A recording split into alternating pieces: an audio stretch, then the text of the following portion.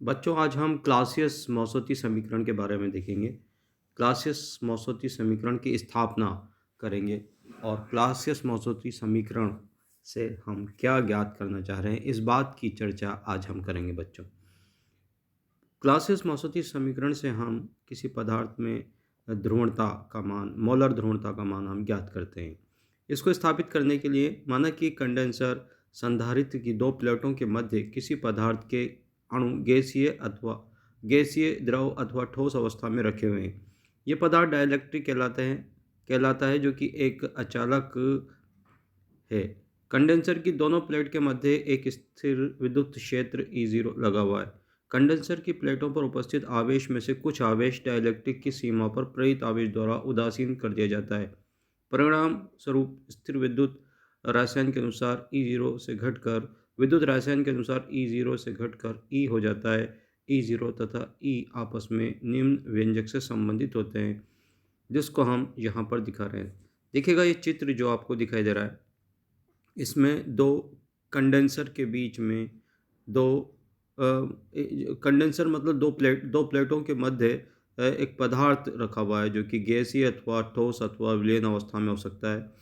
जब ये electric field की उपस्थिति में इसमें ध्रुवण उत्पन्न होता है और एक छोर पॉजिटिव और दूसरा छोर नेगेटिव बन जाता है, और जो नेगेटिव चार्ज की जो प्लेट है उसके पास में पॉजिटिव चार्ज और पॉजिटिव चार्ज की जो प्लेट है उसके पास नेगेटिव चार्ज की उत्पत्ति होती है, जिससे कि विद्युत क्षेत्र जो कि इस पदार्थ की अनुपस्थिति में रहता है उसका मान उदासीन होकर घट जाता है और E0 से घटकर E हो जाता है।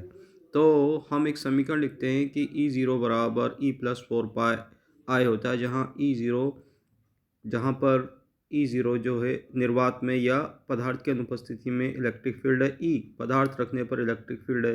तो इस इक्वेशन को हम बेस मानते हुए हम E का भाग इस इक्वेशन में समीकरण में दे देते हैं, जिससे E0/E equal to 1+4 pi I/E। पूरी इक्वेशन को, जो इक्वेशन है, इस समीकरण को हम E से भाग दे देते हैं। यहाँ E0/E को हम जो है माध्यम का पराविद्युतांक कहते हैं, डाइलेक्ट्रिक कांस्टेंट कहते हैं। इसको एप्सिलॉन से हम व्यक्त करते हैं। तो epsilon equal to 1+4 pi I/E, और इसको क्रॉस मल्टीप्लाई करके हम प्राप्त कर लेते हैं। 1 को उधर ले जाते हैं, E/E-1 equal to 4 pi I।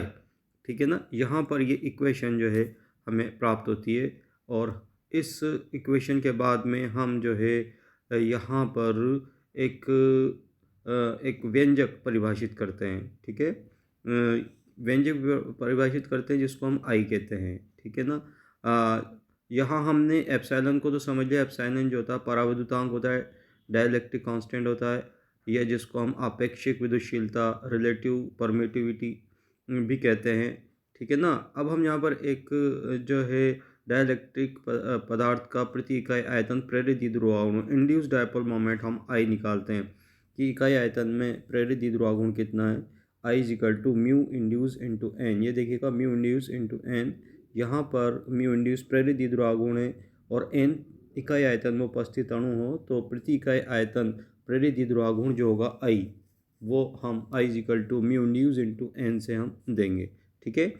अब यहाँ हमने आई की वैल्यू निकाल दी। एन क्या है, यह प्रति इकाई आयतन अणु की संख्या। म्यू इंड्यूस क्या, प्रेरित द्विध्रुवाघूर्ण तथा इन पदार्थ के अणु की संख्या प्रति मिली है। ठीक है ना।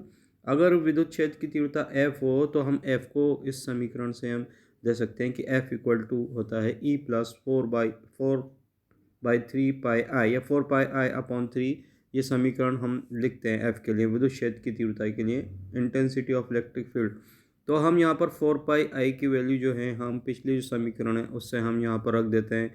तो F की वैल्यू कौन से समीकरण से रख देते हैं, अभी हमने देखी यहाँ पर 4 पाई I की वैल्यू देखिएगा इस इक्वेशन से रख देते हैं। 4 pi is equal to E into epsilon. यहाँ हमने पुट कर दी, कहाँ पुट कर दी हमने, यहाँ पर हमने पुट कर दी 4 पाई I की वैल्यू। तो हमारे पास equation I F equal to E plus 1/3 एप्सिलॉन-1/E।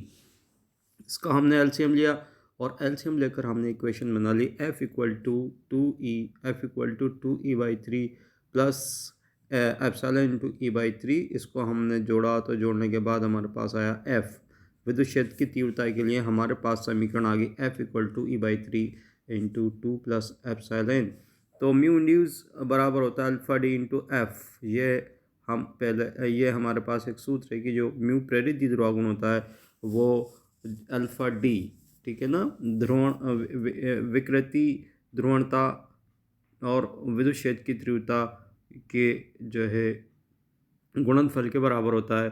तो mu induce equal to alpha D into F, या म्यू इंड्यूस जहाँ पर हम अल्फ़ा डी को विकृत ध्रुवणता कहते हैं, एफ को इलेक्ट्रिक फील्ड की इंटेंसिटी ऑफ इलेक्ट्रिक फील्ड कहते हैं, विद्युत क्षेत्र की तीव्रता कहते हैं बच्चों, ठीक है। तो mu induce equal to alpha D, F की वैल्यू यहाँ पुट कर दी हमने E/3 2 प्लस एफ एप्सिलॉन। तो हमने यहाँ पर म्यू इंड्यूस की वैल्यू निकाल ली और म्यू इंड्यूस की वैल्यू हमने इस इक्वेशन में रख दी, mu I is equal to mu induce into N. तो यहाँ पर वैल्यू पुट करने के बाद हमारे पास इक्वेशन आ जाती है म्यू इंड्यूस इक्वल टू, यहाँ पर देखो आई की वैल्यू आ गई, म्यू इंड्यूस की वैल्यू रख दी हमने, तो आई की वैल्यू आ गई N into alpha D into E/3 2 plus epsilon, जहाँ पर एन प्रति इकाई आयतन अणु की संख्या, अल्फ़ा डी विकृति ध्रुवणता, ई जो है यहाँ विद्युत क्षेत्र है, और जो एप्सिलॉन जो है पराविद्युतांक, माध्यम का पराविद्युतांक है बच्चों, ठीक है ना। तो आई की वैल्यू अब हमारे पास आ गई।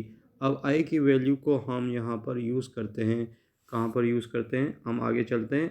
हमारे पास जो इक्वेशन है वो कौन सी इक्वेशन देखिएगा, यहाँ पर हमारे पास इक्वेशन जो हमने शुरू में निकाली थी E into epsilon -1 equal to 4πi।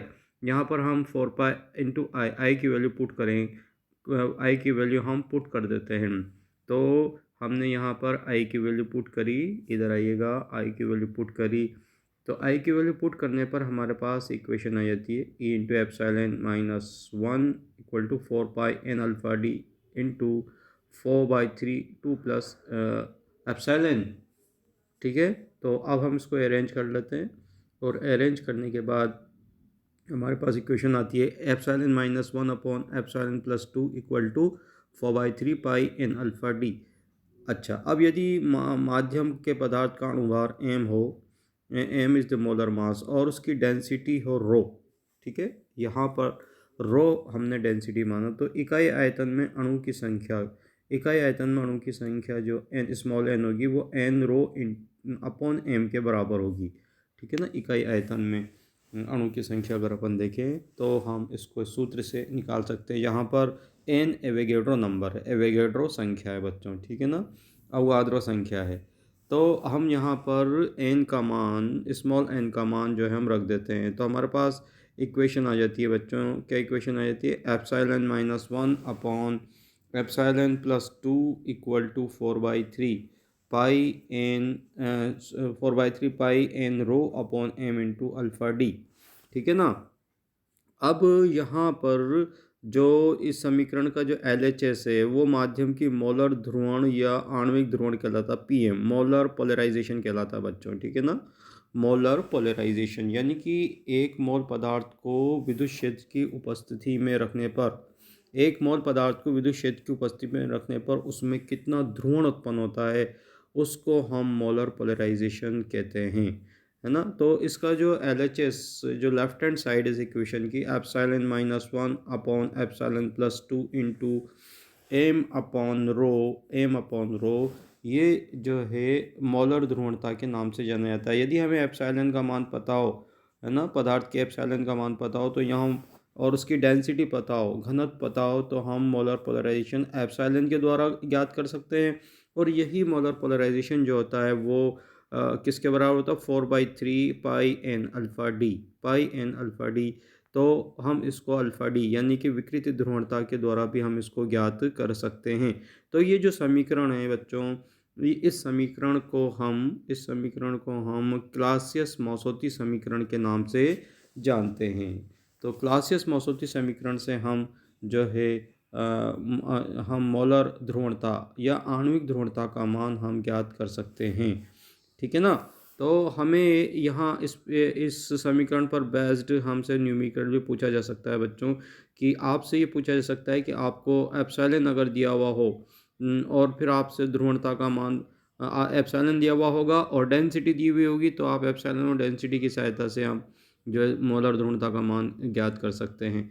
और उस आधार पर जब मोलर ध्रुवणता है तो आपसे पूछा जा सकता है कि अल्फ़ा डी विकृति ध्रुवणता का मान ज्ञात कीजिए, तो फिर आप ये 4/3 पाई एन में पाई कांस्टेंट है, एन कांस्टेंट है और अल्फ़ा डी यानी कि आप विकृतीय ध्रुवणता का मान इस क्लासियस मौसौती समीकरण के द्वारा आप आसानी से ज्ञात कर सकते हैं बच्चों। तो इस तरीके से हम क्लासियस मौसौती समीकरण की स्थापना और क्लासियस मौसौती समीकरण से हम क्या क्या ज्ञात कर सकते हैं, है ना, हमने आज इस लेक्चर के माध्यम से जाना बच्चों। ये एक बहुत इम्पोर्टेंट टॉपिक है जो कि परीक्षा में कई बार पूछा गया है, क्लासियस मौसौती समीकरण की स्थापना। आई होप आपके समझ में आया होगा। धन्यवाद।